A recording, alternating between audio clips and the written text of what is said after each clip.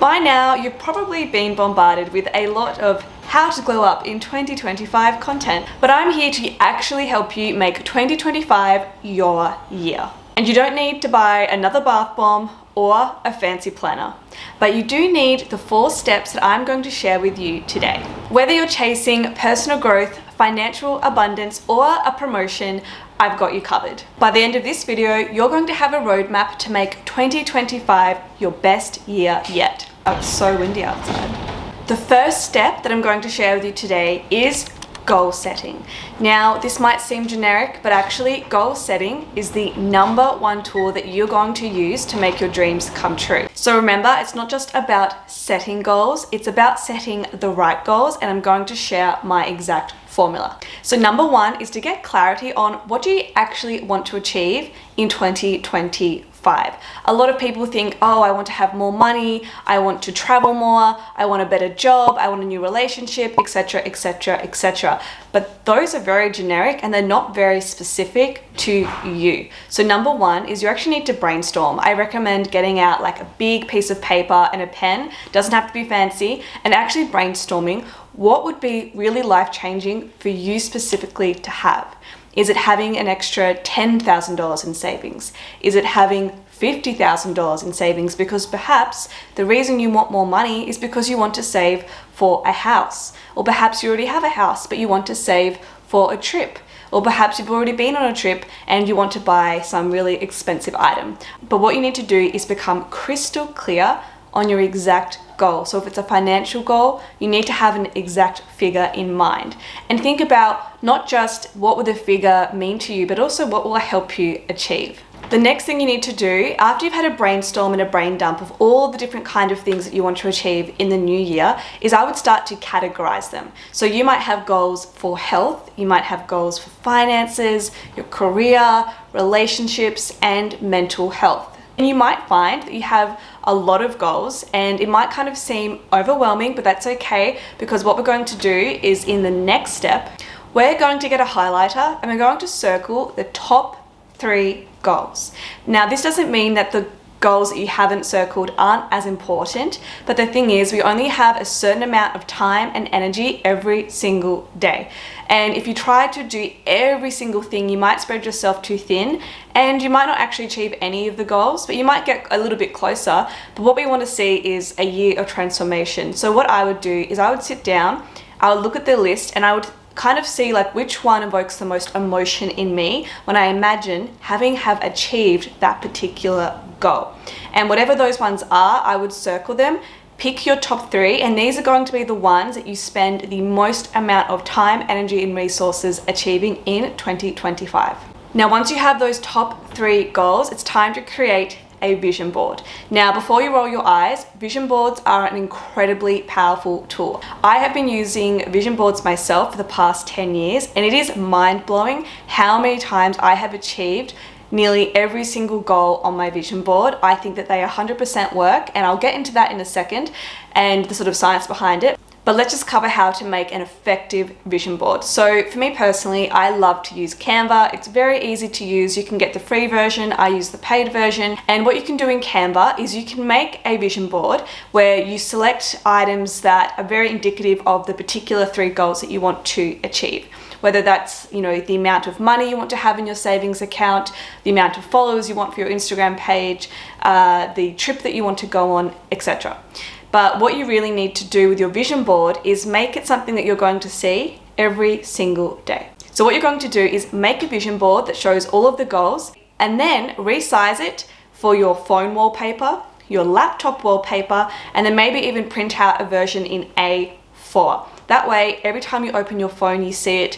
Every time you open your laptop, you're going to see it. And I would even go and print it out as well and keep it next to your bed, or perhaps put it on your fridge and put it somewhere. You're going to see it every day and be reminded of the goals that you have for the year. Now, the reason vision boards are so powerful is because if you have them in a place that you'll see them every day, that means you're going to be constantly reminded of your goals and you're going to practice seeing yourself achieving these goals or thinking that these goals are possible for you, because your mindset is really powerful when it comes to actually achieving your goals. Not only that, but constantly being reminded of the goals that you want to achieve might give you that bit of extra motivation and keep you on track with the habits and the action steps that you're going to have to take to make those a reality. And there's also something called the reticular activating system, which is a part of the brain that filters information and focuses your attention on what's important to you. So a vision board programs your reticular activating system to notice opportunities and resources related to your goals.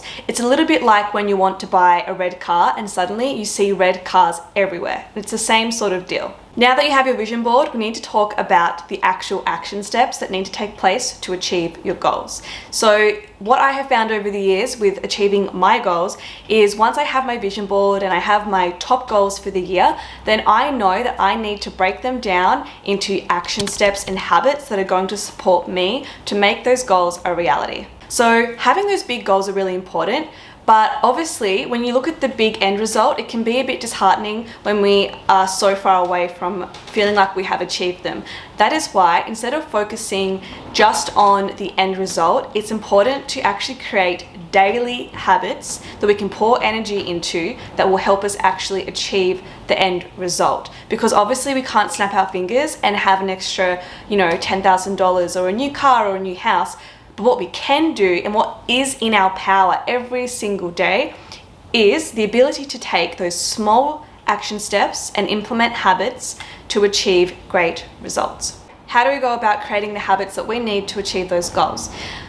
Okay, I need you to stick with me. So something you can do for each and every goal is reverse engineer the habits that you're going to need to implement. So let's take an example of growing your account to 2,000 followers by December 2025. Then what I would do is I would divide 2,000 by 12 months, which is going to give me how many followers I need per month to achieve my goal. But how do I make that happen? Well, what I would then do is I would then work backwards even further, and I would then figure out how many posts I need to make per week, how many stories I need to post per week, and how much time I'm going to spend every single day engaging with other accounts. And if you need help with this, I would go onto ChatGPT and use a prompt like, "Hi, I want to grow my account by December 2025. I want to grow to 2,000 followers. Can you give me daily action steps I can take or weekly action steps I can take to achieve this goal?" So if you find that a bit overwhelming, you can always try something like ChatGPT to give you those daily and weekly habits to reach your end goal. Now, once you have worked backwards and you have created those little daily action steps that you need to take, make sure you have them somewhere that you can see to keep you accountable. Whether that is going to be a spreadsheet, whether that is literally a whiteboard, whether it's literally in your diary or a piece of paper, it doesn't really matter. It doesn't have to be fancy. It just has to work for you and be something that you are genuinely going to look at every single day. If it's your phone, let it be your phone. Because with habits, they need to be easy. If there's a lot of resistance between where you are now and then going and doing the thing or the habit or the step, then it probably won't happen. That's why it's important to make new habits easy for us to implement. For example, just say you had a goal to read one book every month. If I wanted to increase the chance of me doing that, then I wouldn't just set a goal of reading a minimum, of like 5 pages every night. I would also keep my book right next to my bed. That way it's accessible. I wouldn't keep it in a random room on a bookshelf because that's going to create resistance. So make sure that when you have decided the habits that you need to implement, try to make them easy to incorporate into your life. And a great book that covers this topic is Atomic Habits. I would definitely recommend it for anyone who wants to improve their habits in the new year. Okay, the next step, and this is so important, is creating a winner's mindset. The next step, and this is extremely important, is to create a mindset that helps you achieve your goals. You need to create a mindset that supports you, and I like to call this a winner's mindset. The reason your mindset is so important is because it broadens what you think is possible for you. If you have all these big goals, but you don't actually feel worthy of achieving them, or you don't actually think they're possible for you, then that could actually be a barrier to you bothering to take the steps to achieve those particular goals, because deep down you don't think you're actually worthy of achieving them. That is why addressing and actually creating a winner's mindset is so important. And I know that right now, if you're listening to this, you might be thinking, well, I really want to achieve these massive things, but I don't feel like that's possible for me because of my current circumstances. The thing is, what is possible for us extends far beyond our current realities. So it's really important that when we are trying to achieve big things or small things or medium things, doesn't really matter, that we need to work on our mindset. And I like to think of our mindset as something that we can work at, just like a muscle at the gym. So even if you don't have a strong, foundation of self-belief, that is something that you can work on, and you can create that through some action steps over time. So let's just get straight into it. Now, one of the first things you can do every single day, and I have done this for years, it's very powerful, is affirmations. And you don't need to do it for 5, 10, 15 minutes. You can literally do it for like 60 seconds. You just need to have a few affirmations that you say in the morning or at night, or both, that addresses those areas that you need to improve on. And also makes you and your subconscious start to believe that those goals are possible for you. So the trick with affirmations is to say them as if you have already achieved the things that you want to achieve.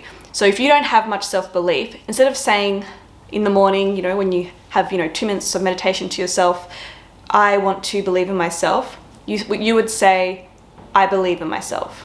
I have $50,000 in my savings account. I have achieved everything I put my mind to. And you say things like they've already happened, because even in the moment, if you don't feel like you believe it, the more and more you repeat these day in, day out, you'll start to sort of trick your subconscious into believing that these things are true. So I guess what I'm trying to say here is, with your affirmations, the more you train your brain to think that you already have the things that you desire, the more that you will then take those steps in reality to make them come true, because you will think they're possible for you. It will be like, of course I have $50,000 savings in the bank. Of course I'm a huge influencer. Of course I'm going to be traveling to Paris this year. Because the more you think these things are possible, your brain will be like open to opportunities, and you'll notice things like maybe there'll be a job that will come up with really high paid weekend work, and you might take extra shifts and then you can save a bunch of money and go to Paris. But if you're closed off, maybe you wouldn't even notice, certain job adverts. If you don't think things are possible for you, your world can become really small. So affirmations are a way to make your world a little bit bigger. And if you don't know what kind of affirmations to say, again, use ChatGPT, tell it what your big goals are, and then ask it for some affirmations that you can say every day that will make your goals seem more possible for you.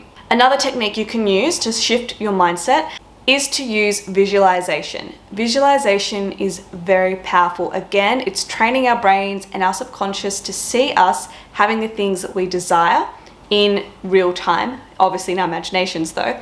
So all you have to do is literally close your eyes and picture yourself having the things you already want. But instead of just picturing it, really focus on how you would feel when you have the things that you desire. Would you feel excited? Would you feel happy?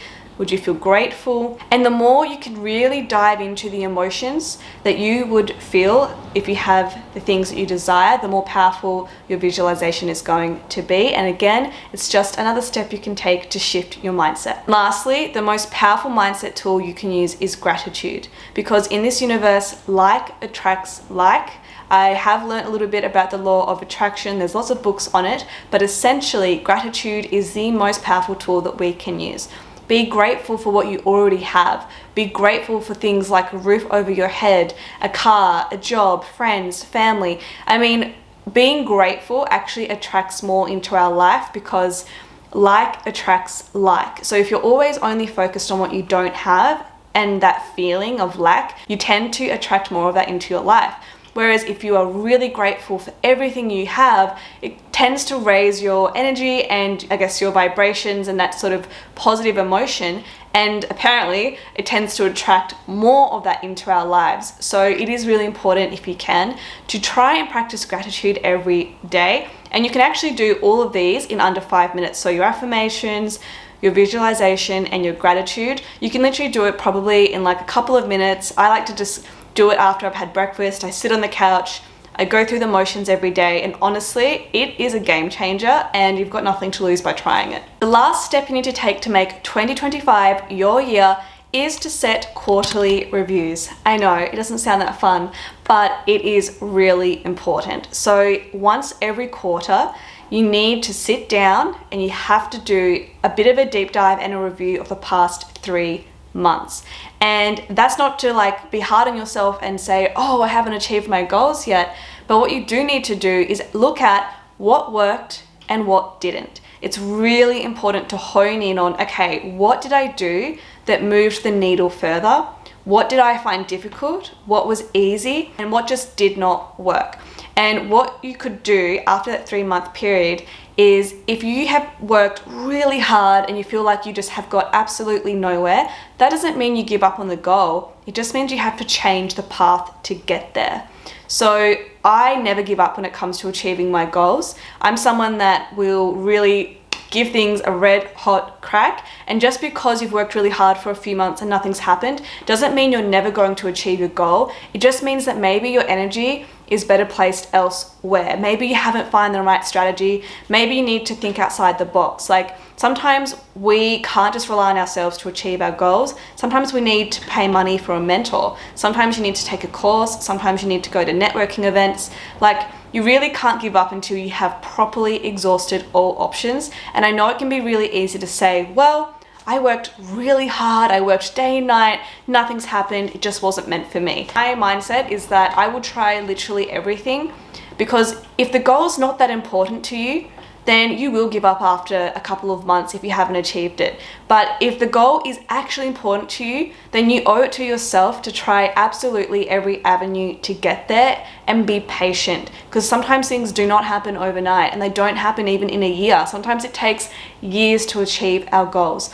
But a way to get there faster is by not being hard on yourself when things don't work out. It's by constantly reviewing and tweaking as you go. That's why it's important every 3 months to look at what worked and what didn't, and do more of the things that worked. Do more of the things that moved the needle further, and do less of the things that perhaps didn't really get you to where you need to be.